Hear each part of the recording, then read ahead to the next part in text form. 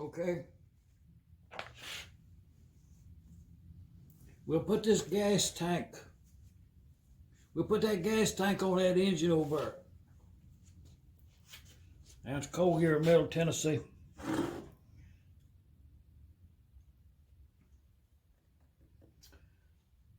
You know, probably should answer a comment question first.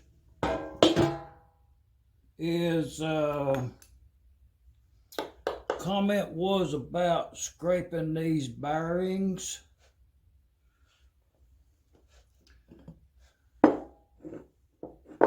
I'll show you something.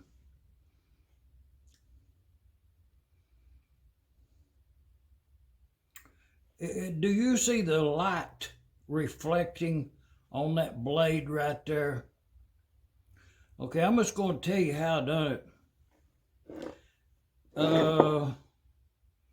Hopefully you can see that. But I sharpened this on the belt sander over there. And it has two different angles on each side of it.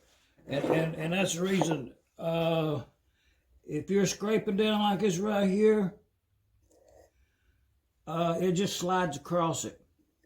But if I change the angle,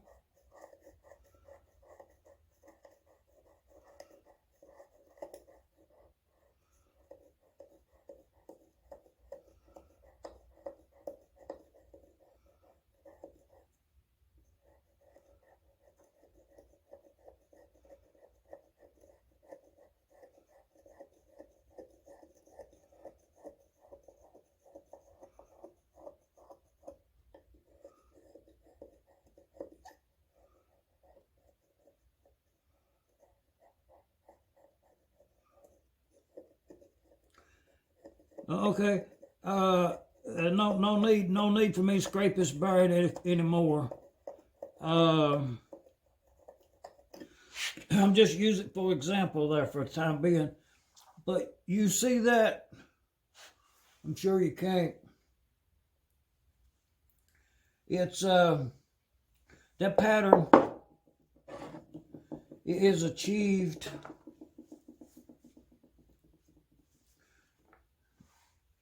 by this. It's a carbon steel blade. These blades are. It's to your advantage.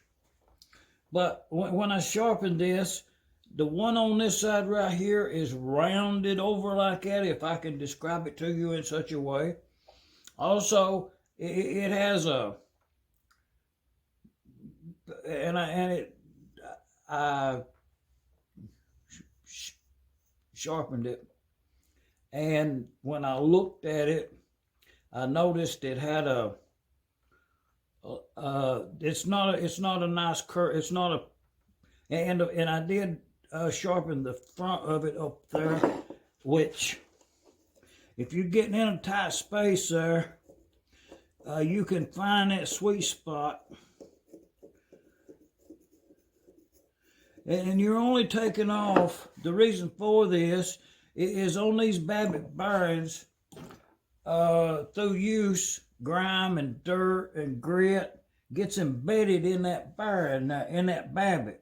So you can go along there and just, you hopefully you don't even take a thousandths off, just a good cleanup. But you'll have some residue, so you know you're removing something. But the different angles on this sharpening here comes into use when you're scraping this, and you can use that angle as a guide to keep the blade, which is really sharp, very sharp, to not cutting into the Babbitt.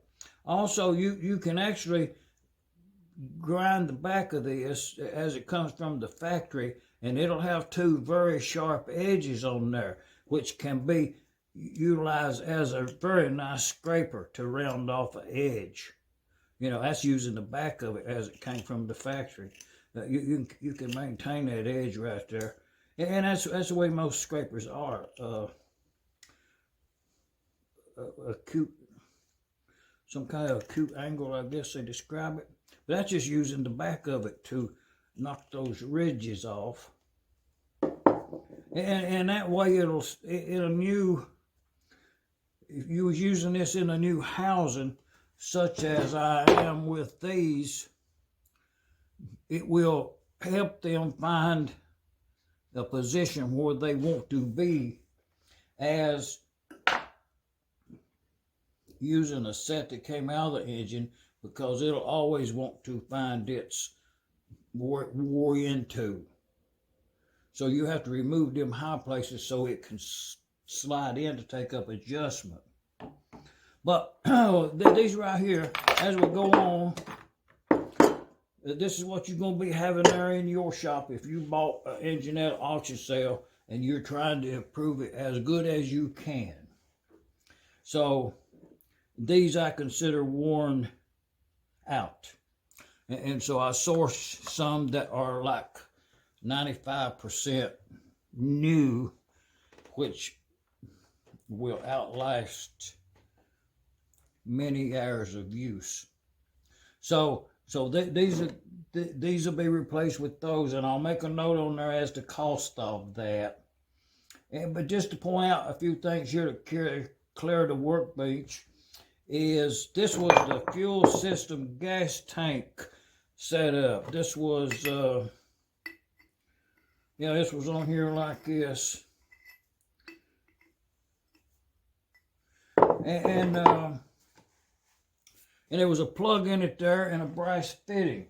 Okay, the original one that's supposed to be on the engine is this setup here. So I'm going to replace all of that with this to benefit the engine. And this here was no good, the part of the exhaust system, so we're going to throw that away.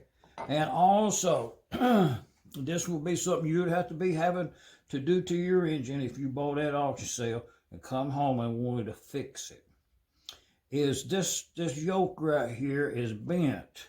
You can actually look at it and see that it's bent quite badly.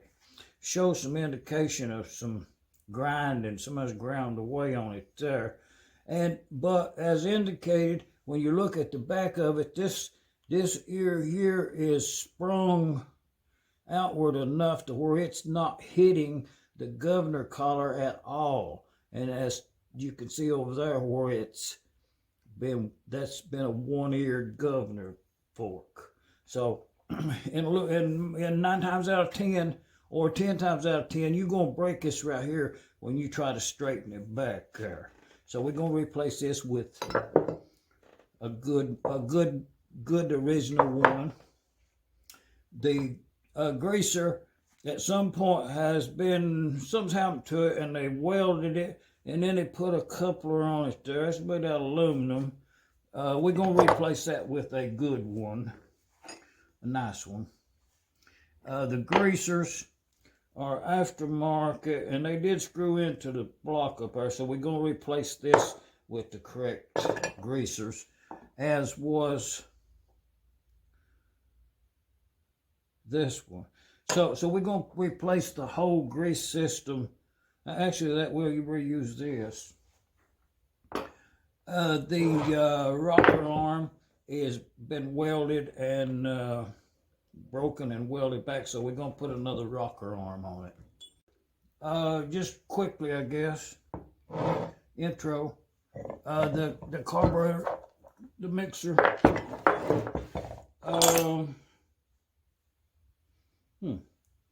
bug. And instantly, when you take these apart, it's going to break that venturier, so we'll have to replace that. Well, it does have a good, clean-looking compensating valve, and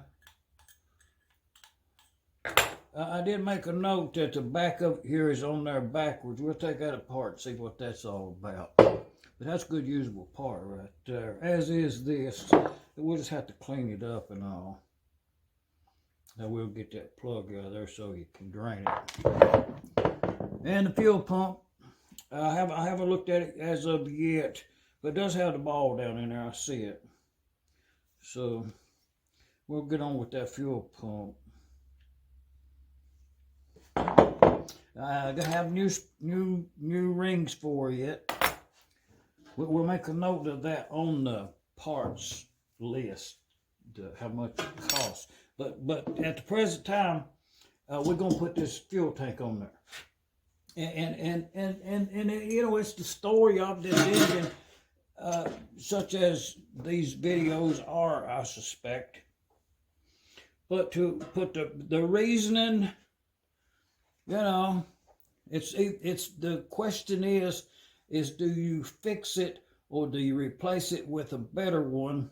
But you keep the one you got, because there'll probably come a time where you'll need to fix it at that time. But keep it in stock.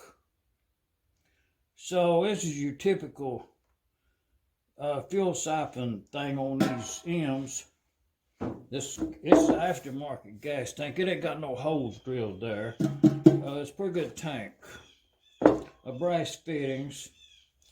And but this original one here, you know, if it's any interest to you, leave a comment down there, or you know, subscribe.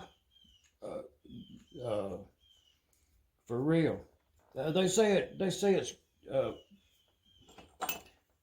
good for the channel. Okay, if you look at this right here, and it's important that you observe this as it being bent. It's supposed to be straight across. So what happened, I'll show you. What happened is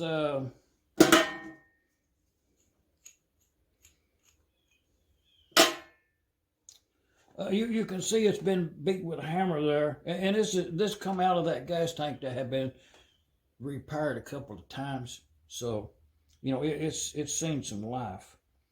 But you see there where it's been hit with a hammer or some damage. Even looks like a pipe wrench been on it.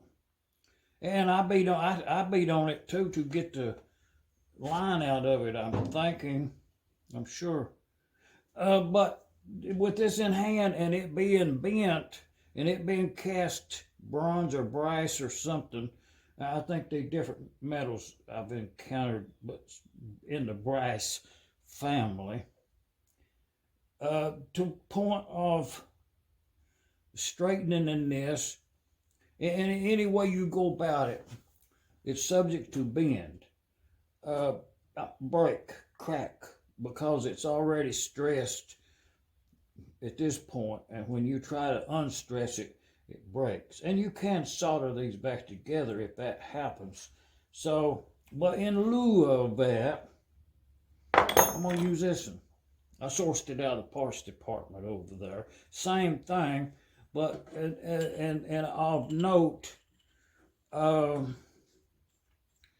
if you'll fix these two long pipes where you can get a visual, and you look at them down this way like that right there, up and down and crosswise, you know, like this, crossways. They're straight from here over yonder. If you eyesight it, I'm just saying. So, and the reason for that being the problem is when you put it in the block over, when you put this tank in that block, you need every thousandths of an inch clearance as you can get. So, anyway, this goes in here like this right here. I'm gonna put some gas oil on there and move over where the engine's at. But this would go like that. This thing would go over here.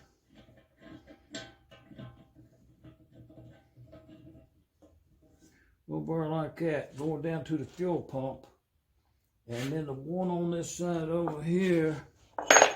See, this was all missing on the engine. Was rusted away, so I'm having to replace all this. Take note of that.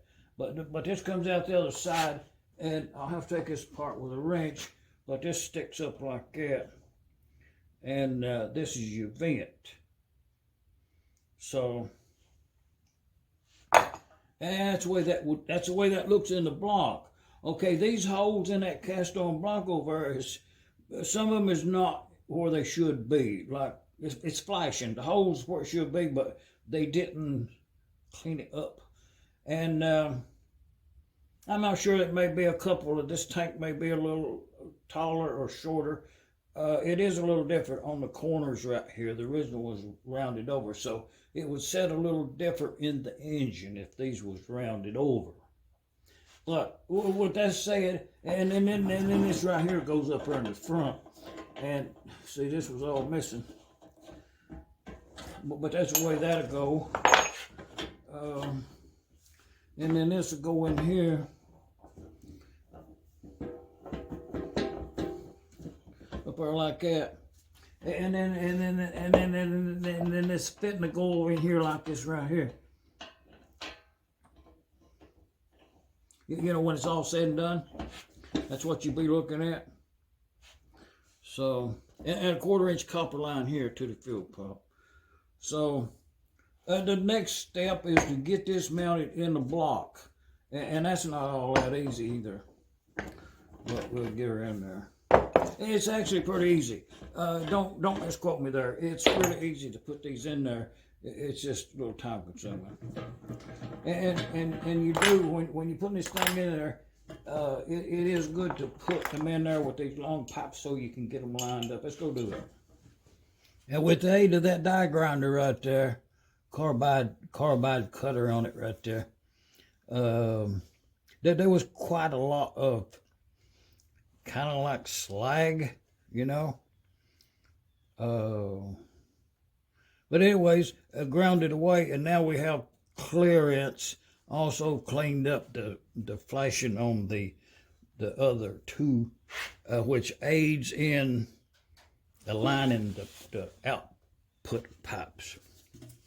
But I'll touch up paint up there before I bolt everything up. But the tank goes in like that. Oh yeah, we have to drill them holes in there. But first we have to get the pipe in there.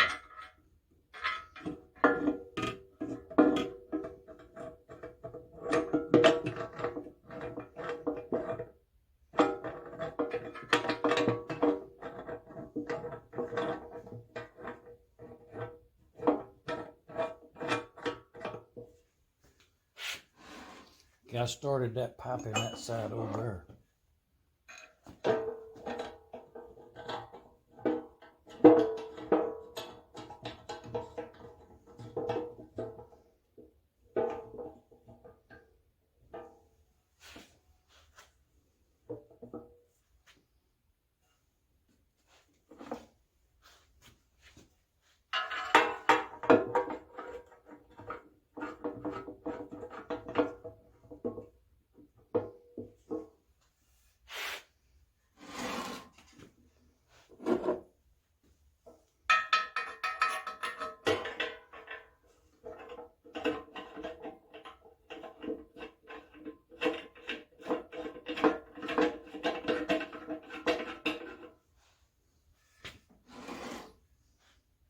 Now that's all the pipe work that's attached to that gas tank. So we have to mount the tank in a position as to have all of this pipe work centered in the out holes, or as near to that as we can, as to not make contact. To that end, you can readily see there from this tab on the and that's about where it actually, you know, it'll be oh yeah, that's pretty good. So I can readily see I'm going to need about a 1/4 inch worth of spacers on this end here, and up there I'm only going to need about a washer, you know, maybe two. The thicknesses of a couple of washers. Fender washers works well if you got them. So, and the next thing to do is to drill that hole there. So On the original McCormick-Deering-engine fuel tanks, this hole here was quite large. If you take any of them off of the original ones, you'll note that, wow, that's a big old adjustment hole right there. So, keeping that in mind, you can drill this hole a little bit oversized if it'll aid in mounting the tank. But you just kind of visualize where that hole is at and make a mark, drill a mount, and then you can adjust it before you put your bolt in as needed.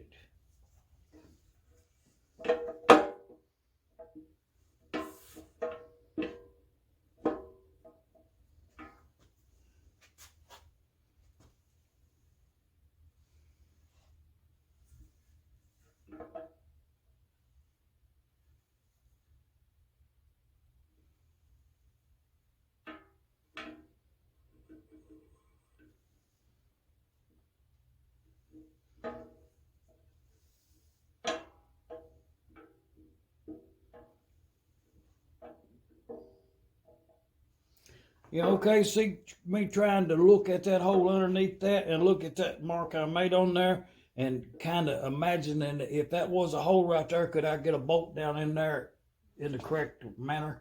And I can. So,